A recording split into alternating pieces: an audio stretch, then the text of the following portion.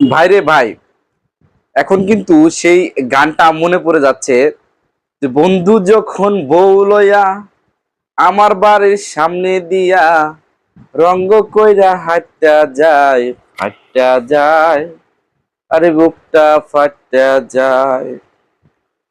সম্প্রতি মোটামুটি সবাই শুনে ফেলেছেন যে সাবেক সংসদ সদস্য মুমতাজ কিন্তু গ্রেপ্তার হয়ে গেছে। আসলে এই সংসদ সদস্য মুমতাজ গ্রেপ্তার হওয়াতে কিন্তু অনেকেই খুশি হয়েছেন এবং অনেকেই কিন্তু মন খারাপ করেছেন।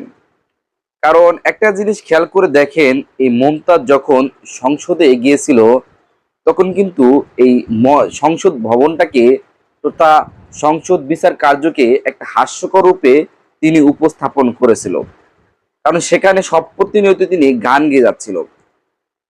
তিনি একটা বক্তব্য দিয়েছিলেন, সেটি আমার মনে এখনো গেঁথে রয়েছে। সেটি হচ্ছে যে তিনি প্রেসিডেন্ট শহীদ জিয়াকে নিয়ে তিনি একটা হাস্যরস বক্তব্য দিয়েছেন। তিনি বলেছিলেন যে শহীদ জিয়া নাকি কিসের শহীদ, তার যে সহকারী রয়েছে তাকে তিনি জীবিত শহীদ এবং তাকে তিনি মৃত শহীদ বলতেন।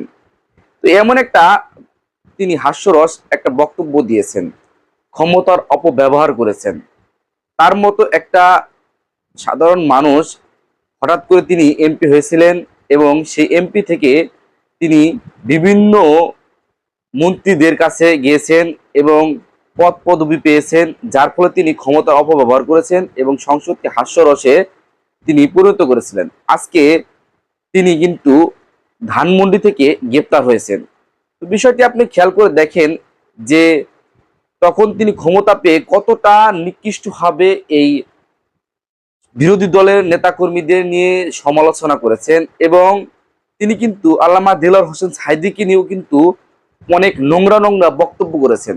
তো আমি তার উদ্দেশ্য করে প্লাস বর্তমানে যারা ক্ষমতায় আসতে চলেছে এবং আমাদের যে ছাত্র নেতা রয়েছে তাদের উদ্দেশ্য করে একটা কথা বলবো যে ক্ষমতার কখনো অপব্যবহার করবেন না। আপনি আজকে ক্ষমতায় আছেন, কালকে নাও থাকতে পারেন। আপনি আজকে ক্ষমতায় থেকে অপকর্মগুলো করবেন, কালকে অবশ্যই কিন্তু এর জবাবদিহিতা আপনাকে করতে হবে, যেমনটা আজকে মুমতাজ করছেন। তিনি কিন্তু তিনবার সংসদ সদস্য হয়েছিল, তারপরে এবারে কিন্তু নির্বাচনে দাঁড়ালেও কিন্তু তিনি পাশ করতে পারেনি।